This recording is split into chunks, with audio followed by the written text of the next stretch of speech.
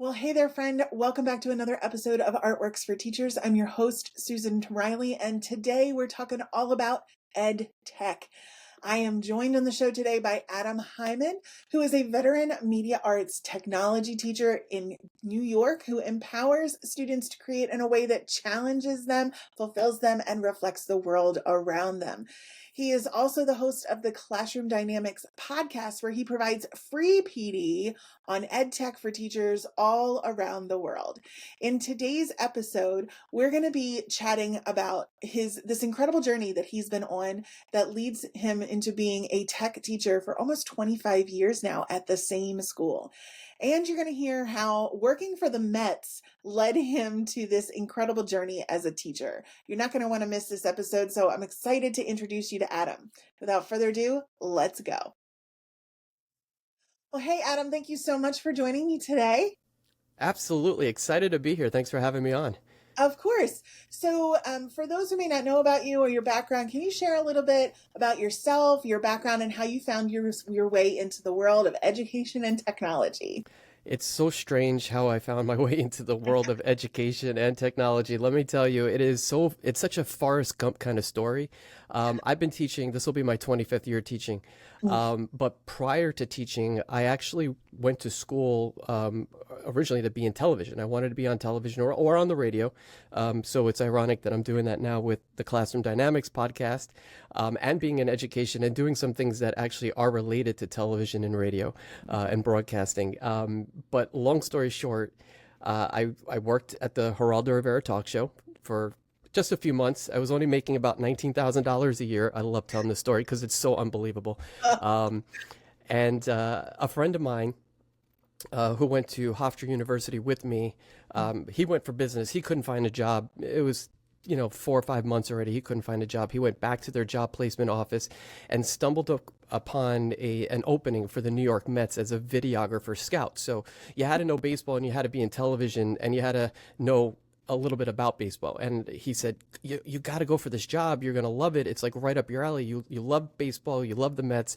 You were in television. This is like, has your name on it. And I thought to myself, there's just no way, right? No way. But long story short, I submitted the resume and I got interviewed in the Mets clubhouse. I didn't think I was going to get the job, but I was grilled for about an hour, about baseball knowledge and things about television. So, and I think I did a pretty decent job, but I just didn't think I was going to get the job. Mm-hmm. And the last question, the guy who interviewed me, he said, "Is there anything else you want to, ask or know?" And I said, "Nah, you know what? I'll be very honest with you. Again, I didn't think I was going to get this job." I said, I don't care if I really get the job. I said, but yeah, I care, but I don't because, to be honest with you, I have bragging rights with my friends for the rest of my life because I've been in the Mets clubhouse. Who gets to be a fan of that team and actually go into that clubhouse? And apparently that's what got me the job because he called me a few hours later at home and said, "Listen, you did really well on the interview. There was nothing wrong." He said, "But what put you, set you apart was your last answer, how you just didn't care if you got it, but you had bragging rights." And he said, "That's all we needed to know." And I said, wow, I was just, again, I didn't think I was going to get it. And so it was that cockiness, I guess, of, all right, it was fun. This is cool. And I have a story for the rest of my life. Well, P.S. I was with the Mets for 5 years. And then what happened, the transition into education was my mom had been a school aide for a number of years in the elementary schools in New York City. And after, the season was over, baseball's only seasonal, spring training till whenever the season ends. She said, "Why don't you, go in and be a substitute? It's better than getting unemployment and doing nothing. You'll make a little bit of money, you'll keep busy, and then when baseball starts, there's no obligation to stay, and you just go back to baseball." And I said, what a great idea. So I started doing that, and I started to like it a lot. And for 2 years, I actually did both, where I actually went back to school to become a teacher. So I was working with the Mets during the day or sometimes at night till 2 in the morning, sometimes going home, sleeping, waking up and going to school for the whole day. And I did that for 2 years. And after 2 years, it just took a toll. Granted, I was 23, 24 years old, but it took a toll and I just couldn't do it anymore. I wasn't getting any benefits or anything like that. So, education to me was a great way to, I don't want to say fall back, but because it wasn't my original plan. But I've that's how I got into education, and I taught sixth grade and fourth grade and even fifth grade for a while, and then about 15 or 16 years ago became the media arts technology teacher at my school, and the rest is history. Oh, amazing. What an incredible story.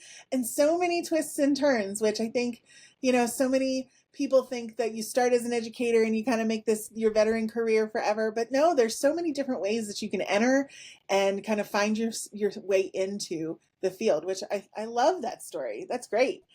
And seriously, who gets to sit in the Mets I clubhouse? know it really was a dream come true. Look, I met President Bill Clinton during the 50th anniversary of Jackie Wow. Robinson, and like I went to the World Series and I got to hang out with the players. It was literally the best time of my life. Such a dream come true.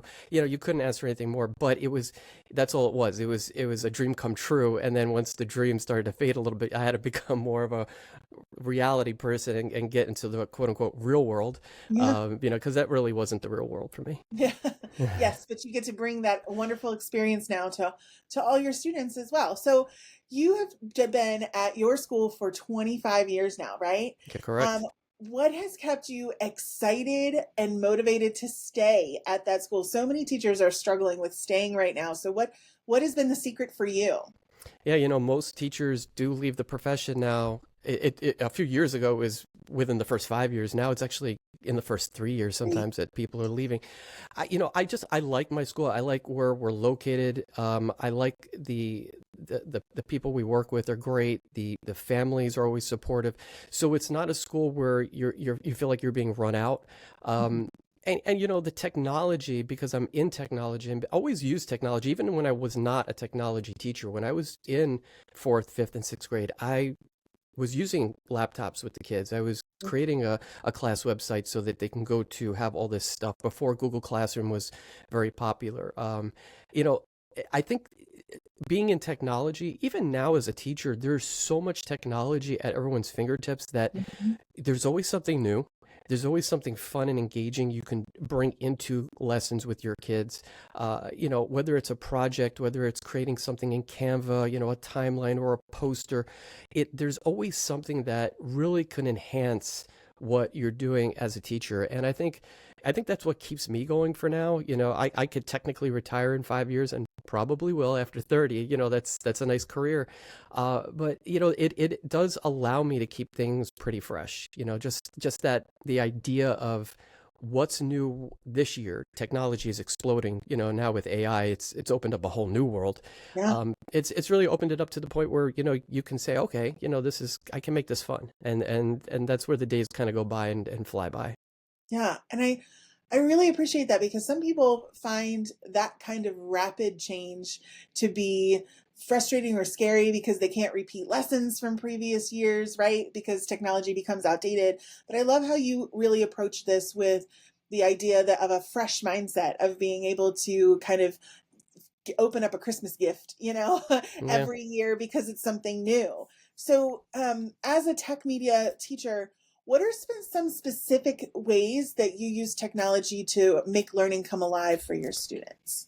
It starts, I see kids from grades 1 through 5, and I try to build every, grade level so that it makes sense. And the things that we learned one year just don't go away, but, build on one another as you go through the grades. And, I started in first grade with a simple, very simple program called Tux Paint. I'm sure your listeners have used it or seen it.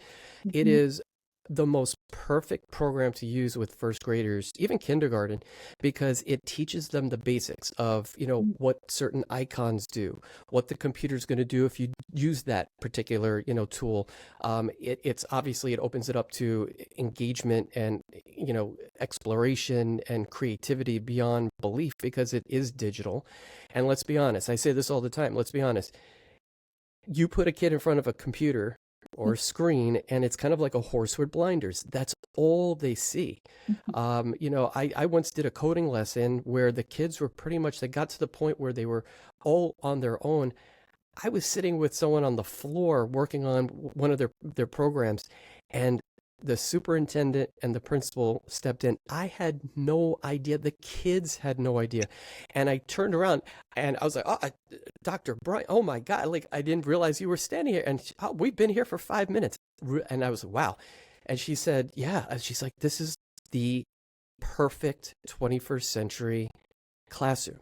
You didn't even know I was here. The kids are helping each other. They're all engaged. They're all doing, no one's fooling around.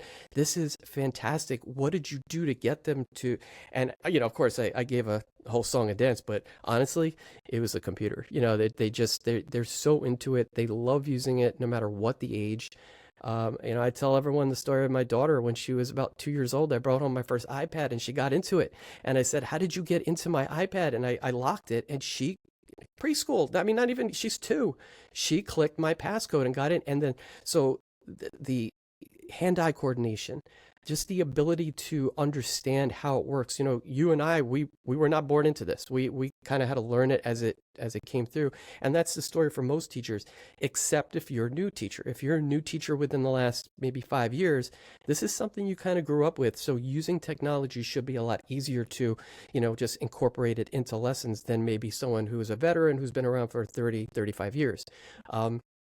But TuxPaint is such a great one. I use Bill Gilbank's, he created Brush Ninja Animation.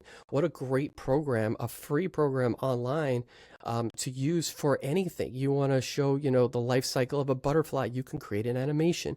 You want to show how a three-dimensional figure can rotate and create it yourself. What a great program for use of, in social studies, science, English language arts to create a story.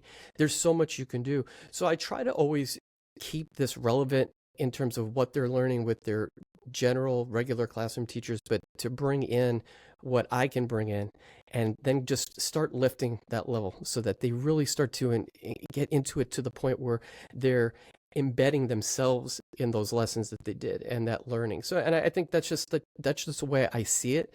I don't know if that's the perfect way, but it's been working for years now, so I'm not changing. No, I hear that. And I love how you naturally try to find integrations across content areas so that, we're making learning relevant for our students throughout the day. I'm curious, with your experience with technology and that, we put a screen in front of our students and they're just immediately captured. What are your thoughts on some of these cell phone bans that are going on in schools, or the argument that maybe we shouldn't be having these screens in front of our students for so many hours a day? I'm going to take it back a step further before I answer that. So, and if I don't answer, just remind me what you wanted. A few years ago, I started starting every year from grades 2 through 5 with a keyboarding unit. Mm-hmm. How to touch type, right? Because that was something that kids, you should learn, Yeah. And then iPads came into play and cell phones came into play. And a parent during parent-teacher conferences, she wasn't being negative. She was just asking just a very generic, like, well, why are you doing keyboarding? I said, well, we do a coding unit and we use the computer all the time in here. They have to know where the letters are and what the function keys do and what the symbols do. They have to know how to navigate a computer, not just by touch. And I even said, state tests in a few years, which already started happening last year, they're all going to be on the computer. They can't spend 20 minutes looking for the T key when they only have 25 minutes to write like a short response. So there's reasoning behind it. Oh, and I'll totally understand. That makes sense. I'm so grateful. That's such a great skill for them to have. And I said, but you know what? To be honest with you, now even typing, and I started, when I learned how to type, it was just chicken pecking 2 fingers, right? It's not that anymore. People are typing with their thumbs, or like me, holding a cell phone with one hand and using their pointer or their middle finger to actually type the words, or even just speak. Use the speak feature on the phone to do that. So to me, I don't, with the cell phones and the bans, I get it, but I don't get it. It makes sense, but it doesn't make sense at the same time. I think in this case, 2 things could be true at the same time. It could be a bad thing, but it could also be a good thing, because if these kids are taking technology into their life, look, you get into a car, you don't know where to go. I'm going to go into maps and I'm going to figure out what's the best way. And if traffic is telling me this is bad, I'm going to take an alternate route. Right. Why are we telling kids not to use them when in the real world they're going to have to use them? You know, Mm-hmm. Zoom meetings used to be just on the computers. Now Zoom meetings are also can be on a phone. You know, you have everything from FaceTime to all these different applications that you're using. So yes and no. I think to some degree, I think yes, maybe students shouldn't use it. Maybe a teacher should have a little bit more power to say, okay, you can take out your cell phones now, or this is not the time to use them. We once had a situation where our internet went down, and this was years ago. And one of the kids said, "Oh, can I go get my cell phone and use my?" I think at the time it was only like 3G or 2G or something like that. It was a while back. And I thought to myself, I didn't even think of that. Here's a 10-year-old who just suggested, okay, I still want to do my work. And since we have no Wi Fi in the building at the moment, I can go get my cell phone and create a hotspot and continue and not miss a beat. Well, holy wow, go for it. You know, and I sent a bunch of them back to their rooms to get their cell phones. Some of them shared their hotspots, some didn't, some figured out another way to do it offline. But that's the mentality. So, you know, going back to that question about whether or not it's a good thing or not, at times yes, at times no. For emergency purposes, you really want to have them. I would, you know, wouldn't want my own daughter not to have her phone in school. Yeah. So you know, I think it's up to debate still, and I think that the you know the best way to do it is still yet to come. But I think eventually, I think someone will figure it out. They should anyway. Yeah. Yeah. I'm always amazed at hotels that still charge for Wi-Fi because I'm like, why would anybody pay for that when I can just turn on my hotspot? Yep, You that's know? it. Now you've worked with some pretty innovative companies like Promethean and others. Can you share a couple of standout moments that really impacted the way that you teach and the way that you teach specifically with technology? Yeah, we once had a parent in our building. She's still there. She's at Scholastic, and she at the time we were just starting to use smart boards. We weren't even at Promethean level yet, but we are at smart boards. And she said we're starting to change all of our teaching resources into smart board lessons so that teachers can not only use the resource, but they could also get a disc that has the work from the book on it and to kind of seamlessly, you know, interact with the panels or the boards. Mhm. And so I was invited to ISTE in Philadelphia.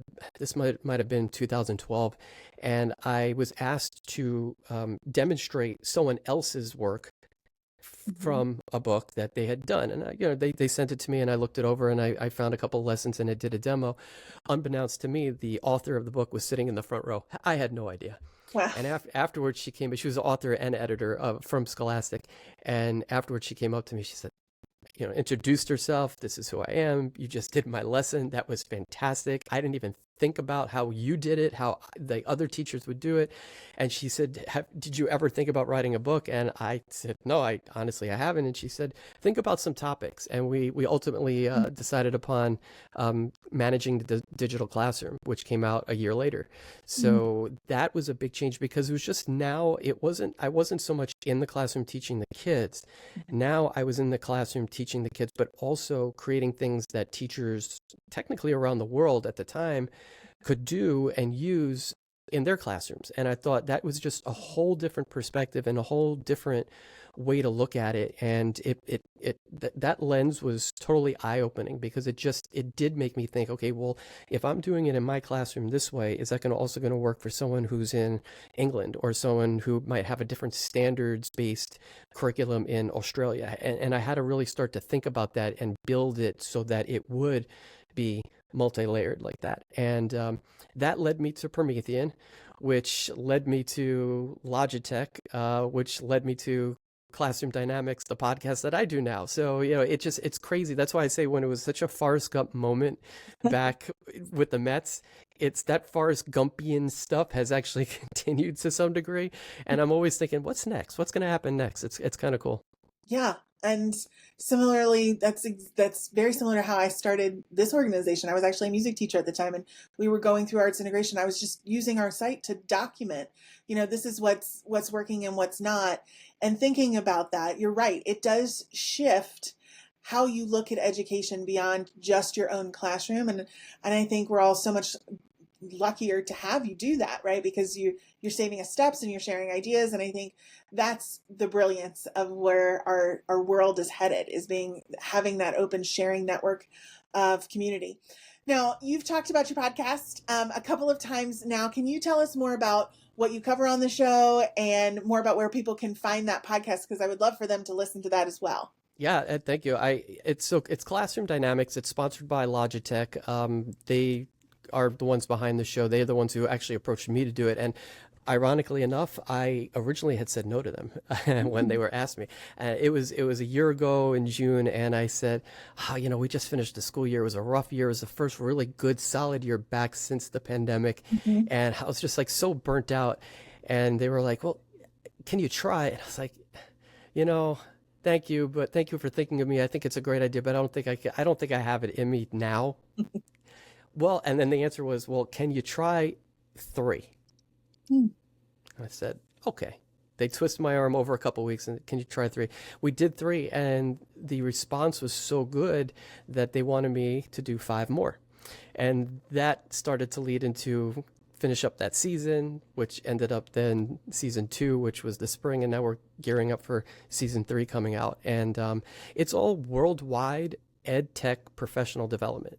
That's basically what it is. So, we're not a podcast kind of like yours where it's very informational. We're not a podcast that's complaining about the system, or we're not a podcast complaining about what Joe did in during the math lesson on Friday. We're not that. We're not complainers. We're just more informative, and just trying to keep up with technology is so hard. We kind of touched upon it a little bit before. It is so hard. There are so many things out there, and awesome things. So it's almost like going into, you're a kid in a candy store. Like, where do you go first? What's the best thing to use for your kids, for your grade level, for the topics you're teaching? Are you out of classroom? Are you a support person? Are you teaching at home? Are you, a parent who is an at-home teacher for your own kid? There's so much that we offer.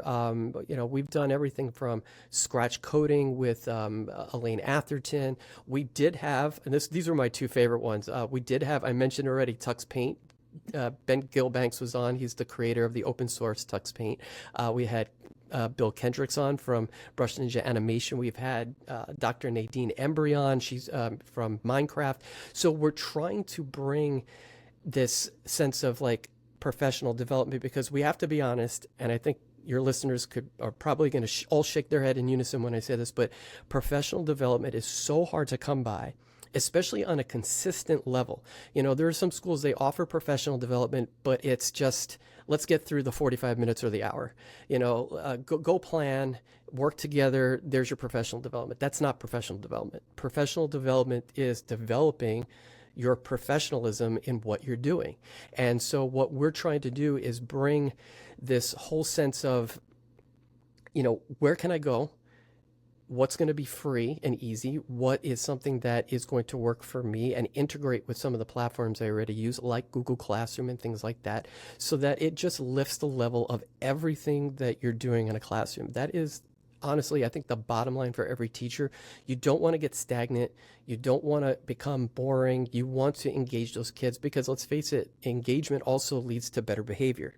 So, if you're really putting in the time to listen to our podcast, just to get some tips and tricks and really dive really deeply into some of these programs that are out there, I think it's worthwhile, because then at least you have something to start with, and you could actually hear from the people who are creating it, or hear from the people who are experts in their field, in that particular niche that you're working with education.